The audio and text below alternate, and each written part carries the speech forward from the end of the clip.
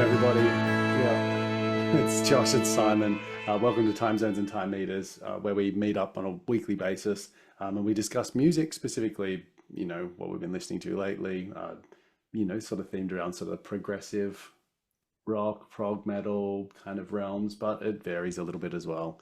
Yeah, Thanks for joining us. Today we're going to be talking about what we've been up to this month, what we've been listening to, what has excited us in the musical sort of realm, and basically whatever comes to mind on that topic. How are you, Simon? You good?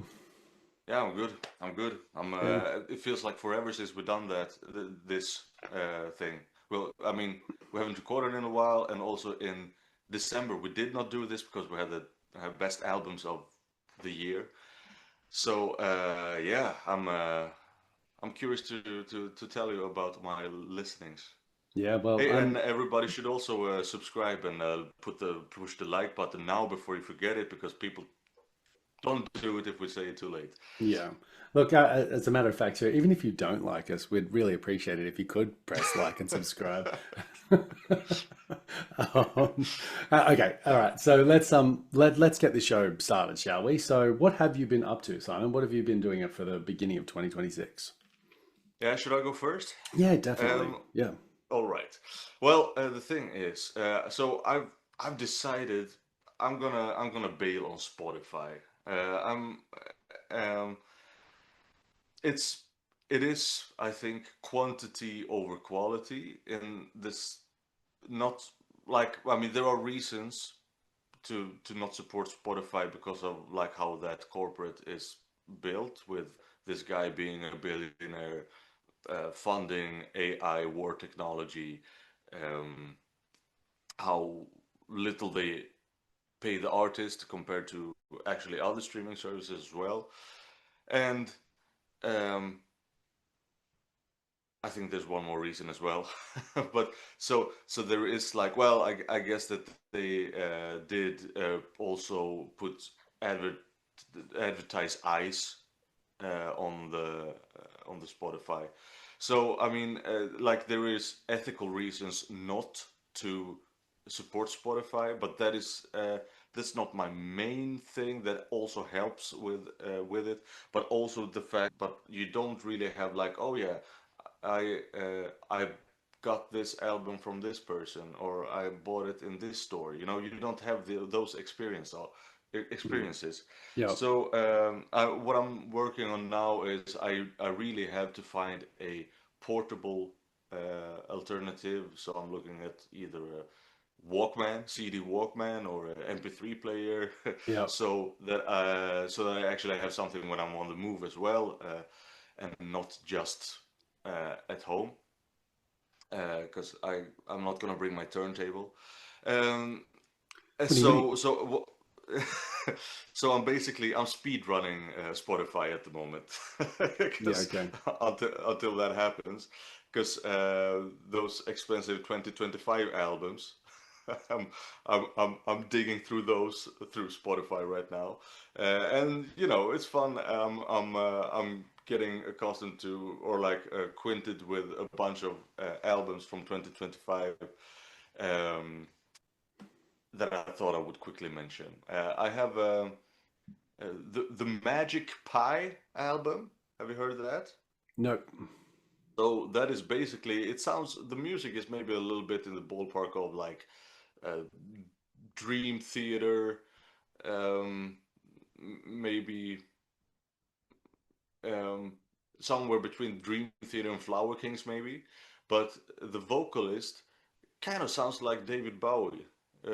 Bowie, however you pronounce it. Bowie is the proper pronunciation. I I know thought that it it's was. a. I thought it was Bowie or something. I thought Yeah, that's I what I was think that. told. Yeah, Bowie is like how that name originally is in Scotland or whatever. It it where it comes from, but then he never pronounced it like Bowie during his career, and then No, I think it I just think went it's with how he's known as Bowie. Bowie. Yeah, Yeah. that's how we call him. Well, okay. So I mean, the singer kind of has like that, tonality that he has, but it's on completely different music. So that is kind of like an interesting experience. Um, I've been listening to Marco Minneman. the album Team Neko. So Neko, like cat in Japanese, like Neko Achidachi. And I know what that so means. yeah, yeah, I know the cat stands. Yeah, yeah, yeah. So it is also featuring. So this guy Marco Minneman, he's a drummer of. He's been drumming with several people, but I think he's might be most known for the supergroup, um, the Aristocrats, together with Guthrie Govan, who's Yeah, played those guitar with guys were. Steven Wilson. That's what I was going to say. Stephen Wilson guys, weren't they? Yeah. Exactly, or at least Jethro Govan is, but I don't know. Yeah, this is kind of new acquaintances for me. But Marco Minneman, crazy drummer, and he also has this Japanese girl on vocals here. Her name is Kotono, and she is from a Japanese metal band, an all-girl Japanese metal band. They now have a different singer, um, and that metal band is called, I don't remember. But I mean, that was also quite a fun thing to experience. They were like shredders, like crazy, crazy musicians, you know. Um, and but yeah, that said, I think this Marco Minneman's album Team Neko featuring Kotono, but also like this crazy bass player, David Pastorius, right? A classic bass player. Guthrie Govan is also on here. There's like very famous people on here. Alex Lifeson, Rush, is on here. Um, this is like better than the Aristocrats. It's better than this Japanese girl metal group. Uh, Is it kind of Really good stuff. jazz inspired like kind of vibes or what's It the is. I don't know if it's not very jazzy. It is. Look, man, I'm gonna play your clip. Yeah. yeah. This is what I need, this is what I need, this is what I need, this is what I need, this is what I need, this is what I need, this is what I need, this is what I need, this is what I need, this is what I need, this is what I need, this is what I need, this is what I need, this is what I need, this is what I need, this is what I need.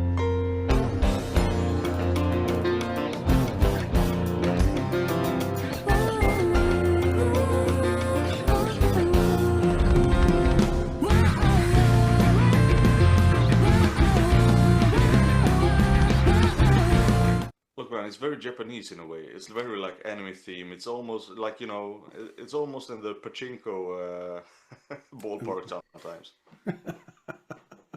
Okay. First I fell way too good a bit, then we start drowning deep into the deep. None of it comes. Okay. Okay. So that's Team Neko. Uh, Talking about the Japanese stuff, I've also been listening to Yumi Matsutoya's new album. Do you know her? Yep. Um, that's like one of those household pop names of the Japanese pop. Okay. She debuted in like '79 or something, so Been around for a she's while.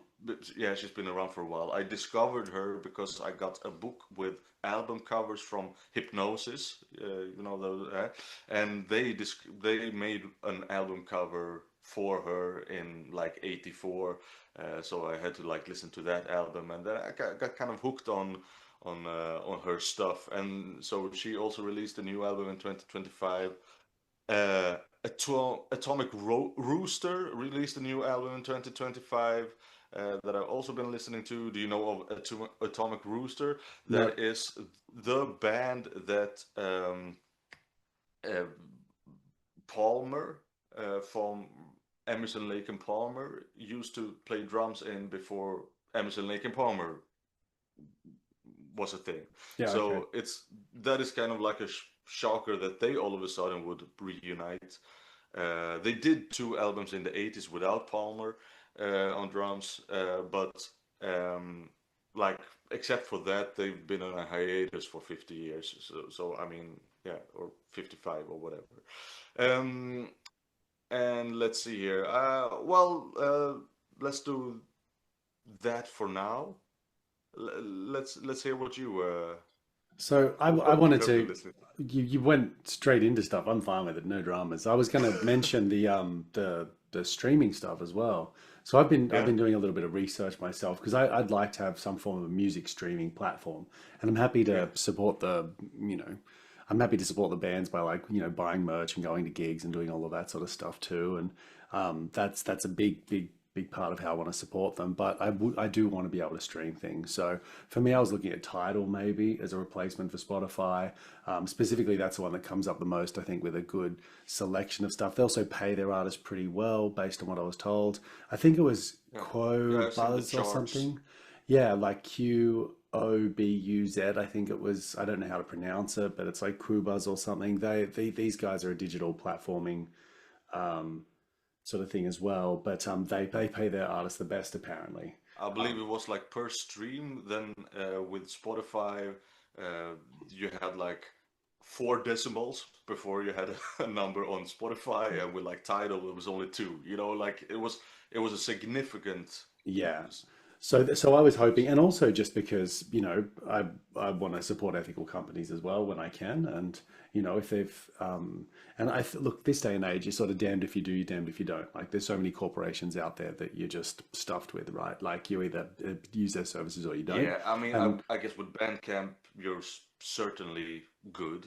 Um, yeah, of course, but my point is just on like just ethics in general, right? So I tend to try my best to support, companies that can offer a service that I'm sort of after, and I try buy ethically when I can. So I'll definitely be looking at converting over. I just want to play with some of the other ones first to work out what I'm going to jump to, and also yeah, just and I make sure that understand there's plenty of these services where you can bring over your playlist and those things.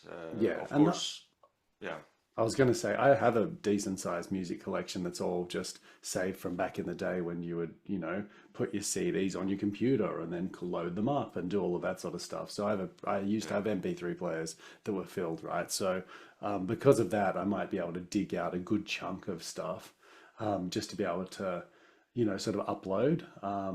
But at the same time, I'm not sure if I can be bothered to tell you the truth, and I'd like to be able to keep up with the times a little bit quicker and just sort of check in on a few albums first. One of the big changes that I've had since, well, basically being on this podcast is really trying to delve into albums a lot more than what I probably would have, a few years before that.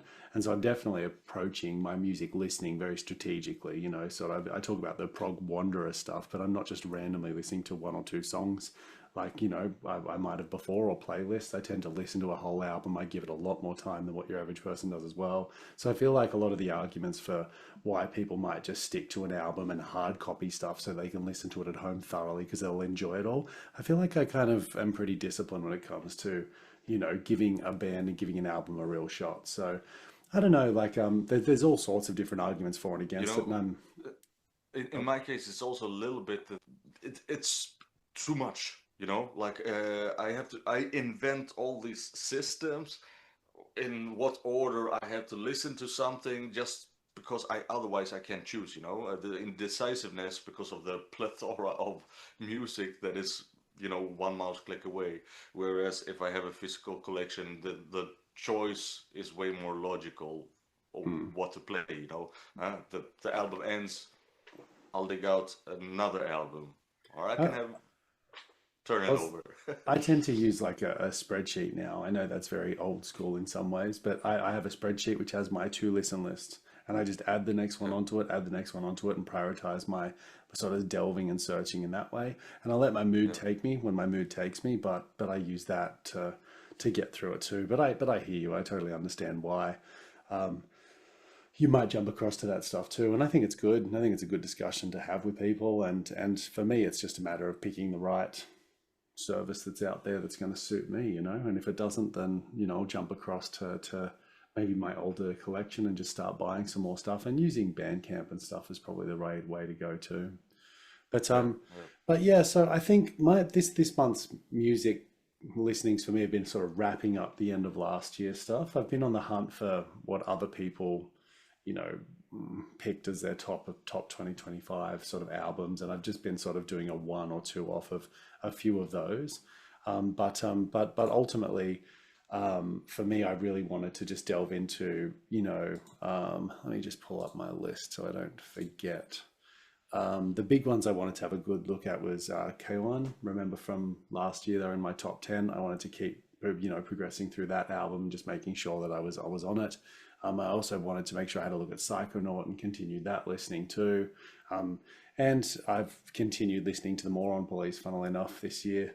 They're my most listened to sort of artist still for this month. So, and then we had our big Genesis episode that we were doing prep for as well. So, that was a fair bit of listening for us, like the Peter Gabriel listenings. And that was, that's actually a lot of time because we did what, 4, 5, 6 albums, was it? 6, And, yeah. yeah, and so I made sure I really was pretty thorough with listening to those too. So maybe check out that previous episode if you're interested in Genesis stuff, right? But yeah, so yeah, look, I've got some other stuff to talk about, but did you wanna let us know what else you've been up to? Have you discovered anything new this month that you hadn't listened to before? Well, I mean, those things were all new for me, but there's plenty of more stuff on that list. So, I mean, where should I start? Well, I also listened to the new Nospün EP. No Spoon? No Yep. Spoon. Yeah, What did you think of that? Because it's actually it's their old stuff, right? yeah, Redone. yeah, yeah. Yeah. What And did you think? I'm glad they evolved because I like the album that they put out 2 years ago way more. Totally. So yeah, I did not. Yeah, you were with me on this one. Yeah, I was on with you on it. I didn't like it much at all. I No. didn't give it Oh. nearly enough time, but I did it maybe. I feel like it's like 3 or 4 times last year, maybe 5. And I just Mm. couldn't get into it as much. I loved their first, like their sort of debut album, and Yeah, I really love where they went with it. So I'm glad that they've evolved down that route, yeah, yeah, yeah. I was very happy when I heard that this was old stuff. That they're actually not going this direction. Yeah. Let's see here. Karmakanic, I Oh have yeah. listened to. What did you, and Like, the most recent one, yeah, last year's, wasn't it? Yeah. yeah, yeah. What did you think? This is all in trying to expand or modify, make sure that I have heard all the releases of 2025 that I want Mm. to hear Yeah, yeah. before I have to pay money for it. But yeah, I mean it's good. It kind of checks the boxes, but it didn't really do it for me a crazy amount. Um, I listened to Agropelter. It kind of the same thing there. The Book of Hours, or yeah, the Book of Hours. Um, I have been outside of my usual ballpark with the album. The Is it just called Rosalia? No, Lux by Rosalia. Nope, no idea Uh, what that is. What is it? it's pop, I guess. Okay. Or yeah, it had one song featuring Björk, and it's all in Spanish or Catalan maybe. Campo de minas para mi I don't sensibilidad. know if that's really representative. This one. Berlín y alas tan grana, perren hacia el corazón. Well, okay, so that was not my usual stuff, but I enjoyed it. Yeah, cool. More contemporary, I guess. Let's see here. I've been listening to the new album of Soft Fog that is called Focus. It's like the fusion side of prog. That one is pretty good. Um, I've been listening to the new Tame Impala. Actually, I heard that one earlier first as well, and I threw it out as like, no, this is not good. But then on the second or third listen, I enjoyed way more actually. So Deadbeat, it's called. I think it's a good album. I'm not a huge Tame Impala guy either, so I'm still a little bit like outside of my ballpark. Cannot really talk about too much references. Like I don't know exactly what what the album before this sounded like. You know, is he making a stylistic change here or not? I understand he isn't, but I enjoyed that album a lot. I also listened to the new Mars Volta album. I totally missed that they released a new album. I haven't heard them in like 10 years, and this sounds a lot different than Francis the Mute or whatever the album was that came out 10 years ago. They're a Uh, band that I need to jump into, and I put it off because I saw that was released, and I put it off deliberately because I thought I have to really deep dive into this band at some stage. So mm. I will do it, but not yet. I thought that was very cool album, but also very different from what they sounded like last time I heard them. Um, a new discovery for me that I was really like blown away by. That was awesome. It was a Brass Camel with their album Camel. Have you heard it?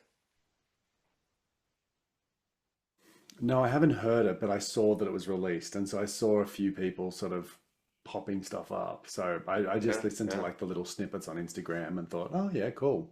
So Yeah. I mean, because it has like those funky stuff that you can find in some 70s music like prog or hard rock, but it's always funky and and it's always also proggy. So it's really like it's like party prog, a classic party prog song. Yeah, it's very. I think like there's this band High Fade. Do you know of them? It's like a band that's I'm always name dropping these things, eh? But it's like I think they kind of exploded over Instagram. They kind of went viral with playing on the streets of Ireland, and because they really had like this drive, this big drive, like being funky, hard rock drive, and now they just exploded and they're touring Europe, and very like competent musicians, but it's fun, it's very much a party time. And they kind of sound like them a little bit, but more proggy. Um, Björn Ries, Fimbul Winter, I also spent time with. I guess maybe I started that in December already. And let's see here, I'm almost at the end of my list here with new discoveries. Oh yeah, I listened to, of course, which you also did, the IQ album, almost but not quite. Um, y- and what did you yeah, think of it? Let's talk about this one. well, I did like it. I did like it a lot, actually. Um, there's something with his voice that I was like, is this an effect or something, or does it sound like that? And I had to like go listen to the old IQ stuff because I haven't really listened a lot to IQ. And so I listened to their debut album from '83, and well, of course, it sounds different uh, because it's 43 years ago. Um, I have to say, like, even though I enjoyed this new release, I enjoyed their debut more. So I think I got, I didn't really go back to the new one after I discovered the old one. I wanted to give this one a good go, just because I had a few people like on Instagram write to me a while ago saying that I should, and I said I Mm. would put it on the list and I'd give it a good go. So that's been one of my sort of more listened to albums this month. But I don't know, like it reminds me a lot of the most recent Gazpacho album in terms of just like the mood, in terms of even his voice sounds very similar as well. And it's got a few things that just made me go, oh, and I really love that album. Like that was in one of my sort of top 10 albums of last year. And so I wanted to sit in this to go, like what elements of this is not jumping out at me when the other one did so much, because this one's got like some cooler guitar work that goes on at times. It's got some, some a few things that I quite I liked about enjoy it. this one more than the Gazpacho one. Yeah, and so what I was trying to do is work out like why I felt the opposite. Like why did the Yeah. gazpacho thing stand out to me compared to this one? Because they sit in that same like genre space really to me. Like very, very similar in terms of just the mood, the tone, the soundscape, the all of those things. It's that sort of sound. So I don't know. Like I'm enjoying it. I think I'm going to give it one or two more goes and just hope that it sort of actually like clicks because it hasn't clicked for me yet.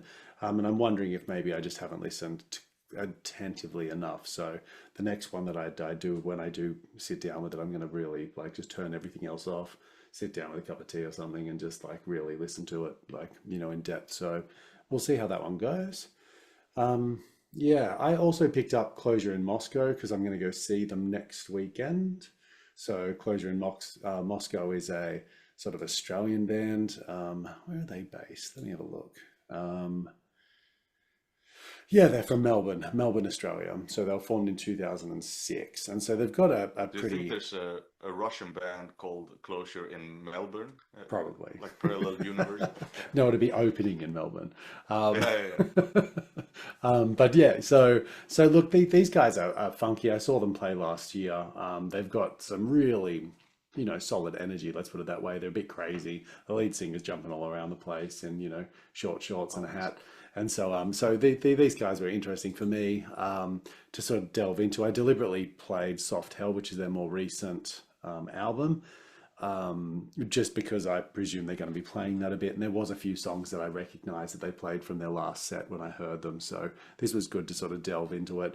I've gone through it maybe like five times now, and I definitely believe that it's better than like it's starting to click pretty quickly. So for this one, I'm like, oh, cool. I like the energy. I like the sort of vibes of it. If for those that don't know them, maybe toe hider ish. Like they're a little bit crazy. They're a little bit funky. They do some jumping around, and also a bit more higher energy. So quicker beats and stuff. It's probably the best way to describe them.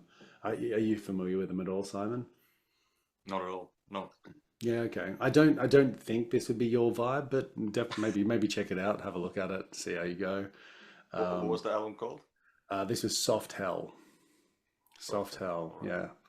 So maybe check that one out if you're after something that's a bit lively and a little crazy at times. So yeah, then Oh yeah, I it's 3 years old. yeah, Like they didn't. Yeah. it's not super new, no, but yeah, so but then we've got an episode coming up. We're going to be doing some deer hunter stuff. And that made me remember that I wanted to go back to Anti-My too. And by weird chance on socials, they're sort of plugging their Anti-My vibe. How can I put this? This is one of the albums that is not part of the quadrology or the quintology Yeah, or so whatever it's you not call it's it. not the Yeah. Deer Hunter Acts 1, 2, 3, 4, 5 No, or no. the later sixth one, which this here's their new project. So their Mm. new project I think is called the Indigo Girl or something like that, and so that's like the hero or the protagonist is meant to be this Indigo Girl. And I know they've released one or two tracks about that, but Anti-My is like it's like a foundation album, so it's a concept album based on the setting that this world is set in. And so this is a city and it's like got rings.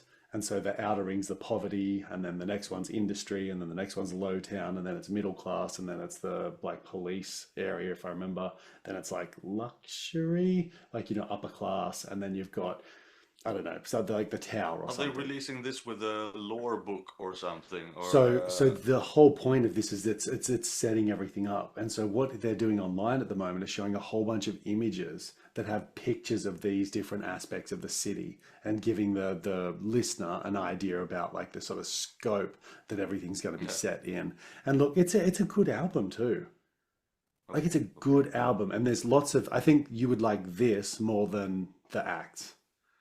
I love Okay. the acts. I love the acts. Like acts 4 and 5 are up there with someone like they're easily in the top, I don't know, 50 albums of all time for me, easily. The acts 4 and 5 in the Deer Hunters sequence. But this one here, I reckon, is more you, especially the early ones like Poverty and Industry. I think those two tracks are something to check out. So, But yeah. sorry, this is by Deer Hunter. Yeah, The Deer Hunter, and it's called Yeah. Anti-My. When was this released then? Antimai. This would have been released in like 3 years ago, 4 years ago. Okay. Let's have a look. Oh yeah, 2022. Yeah, Yeah, yeah, there you all go. right. So maybe check it out. I think it's good. It's good. I'm not at like 100 plays yet, but I've definitely played through it quite a few times. Maybe check. On that note, regarding the episode with the deer hunter, that was like the last thing on my list of 2025 Ah, listenings. The Jacob Roberge, because we're doing it with him. If everything works out, at least with the time zones, then I've listened to The Passing. Uh, Wonderful stuff. yeah, right. Great There you album. go. Great album. Yeah, fantastic. Yeah. So we'll leave the discussion about maybe the deer hunter till next week. Yeah, yeah. But in saying that, I've been doing like their other stuff too, and because they've been so active on socials, I'm wondering if they're about to drop something. Mm. So we'll see. But in saying that, I'm also seeing the deer hunter because they're the support act for Closure in Moscow. So Ah, okay. so I'll be seeing them next week. So that's really exciting for me because I haven't seen them So, live. so Closure in Moscow are the main act, and Deer Hunter is the support act. I have a feeling it's more collaborative, like they'll share it Okay. 50-50, but they are Well, they sort can't of play at the same time. no, that's right. That'd be fun. But what I think is because it's in Australia, they're going with the Australian band as the Okay, headliner, I think. okay. Yeah, yeah, But because indeed I never heard of Closure in Moscow, no, I don't think that except for is. maybe you mentioning them before, but except for that, Well, I wonder. Let's have a look. I On never Last heard. FM, the Deer Hunter had 316K listeners, and I'm gonna have to find them. Where are we? Closure in Moscow says 202.9K. So it looks like the Deer Hunter's like a third bigger on Last FM's recording listening. So, there you go. That'll Yeah. probably give you a bit of an idea, guys. But yeah, so the big one for me that I wanted to talk about for this month is OK Goodnight. Oh yeah. I had not heard these. I think I'd heard of them or in a top list for some reason, but had not actually got there yet. And recently somebody mentioned it on Insta again, and so I checked this out, and I have absolutely fallen in love with this album. Yeah. So OK Goodnight released the album. What's it called? The Fox and the Bird, and that is a sick album. I love this. It is Yeah, it's stellar. this Absolutely. a Yeah. cool mix of just these contrasting, um, beautiful, refined, wonderful sort of intricate work, and then some really like menacing, tracks later on in the album as well. I like the journey that it goes on too. Sort of tells the story of I think it's a fox and a bird who leave their um, like local area because of a drought, and they meet a whole bunch of different animals along the way until eventually they get to the mountain, and then there's rain.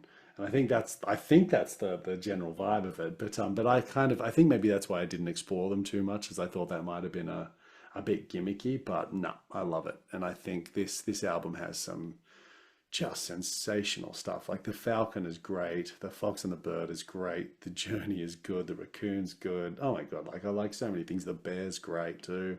There's good tracks on this, so maybe check it out, guys. That's a highly recommended album for me. Yeah. I think I don't know. I'm not 100% sure here. There is like this children's book uh, that it might be based upon that I read as a kid with indeed, or it's just very similar story-wise. But indeed, I remember it was like gruesome at points. That these like frogs got stabbed on. I remember it vividly Classic children's from novel memory. in Europe. Yeah. Yeah, the kind of children's stuff they don't make today anymore. Like now everything has to be without gore, but back then, Back then, spearing so frogs was okay. Okay. back then it was good for children to get hard. No, but I mean, I did enjoy it, and I also enjoyed this album when I heard it. I think it's from 2023 or something, and I was totally amazed by. I think it is. Well, they flow a bit together in me, like which animal sounded like this. I think it doesn't always make sense. Like, Yeah, I like think the snake is a pretty like it's a bit darker than I anticipated. Like because it I might don't be. Isn't there a title track as well? A yeah track that is called the like fox and the yeah. bird yeah And that one is a bit more of a toned down thing, right? Yeah, yeah and the that one I thought was amazing because it was such a great melody. It sounded like, oh, this song I've heard before. That kind of feeling when you think, mm, oh, this is a classic probably, but it wasn't. They were just really great with melodies. mm. Um, yeah, no, I totally great album. Yeah, So yeah. check it For out, you people that guys. hasn't heard that, yeah, I think that's something. And for most, I mean, you have to like metal for at least half of the album, I would say. Um, Yeah, there's at yeah, least like three or four tracks. If off the top of my memory, I think it's like the snake, the bear, the mountain. They're probably the big ones. Oh, the nightmare. That's right. There's one called the nightmare. So yeah, they're pretty they're pretty menacing, but good, like great tracks, and they sort of break things up, and that's why I like the album so much is because of that like contrast, nearly. yeah, yeah. Great, Okay, great um, vocalist. yeah, oh, amazing Don't vocalist, know what her name is. She was in a different band before. I think it was called uh, Casey Lee also Williams. Atomic, Atomic something as well. Um, Not Atomic Rooster, obviously, but like ah, let whatever, me. man. I've got them up here. Combining the talents of Casey Lee Williams, who's on vocals. They're from Boston, Massachusetts. Atomic Guava or something like that. Um, I think so. I think this that's. was I think she is. Yeah, yeah. I'm pretty sure that she also sings in the band called Atomic Guava. yeah. Okay, I'll check it out too. Because she's quality. But She's quality. okay, Goodnight is better. Yeah. Okay. So anyway, guys, that's probably where sort of my big ones were at. I'm just having a quick look in my sort of list of things. Was there anyone else you wanted to talk about just while I pull that list Well, up? I thought I would just show you what I'm going through in vinyl at the moment. So we had a passing in the family with my father-in-law, and he had some great vinyls on the wall that I volunteered on taking over, such as this old classic and this Supertramp, Dire Straits. And that's then it really becomes special, of course. When you know where Yeah, where you it have comes very from. very clear memories of. Yeah. Um, I also scored like a bundle of 70s Yes albums, uh, drama, topographic mountains. Although there's going for the one in there and other. I was with Christmas. I scored those on Vinted. They said they were in excellent condition. That was a lie, but I did not pay a whole lot of money, so I'm not gonna bother bitching about it. I was also at my parents for Christmas. They also don't use their turntable, so I brought some of their stuff back home.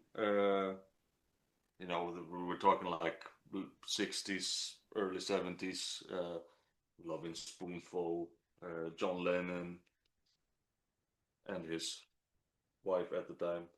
We all know. Ah! Yoko Ono.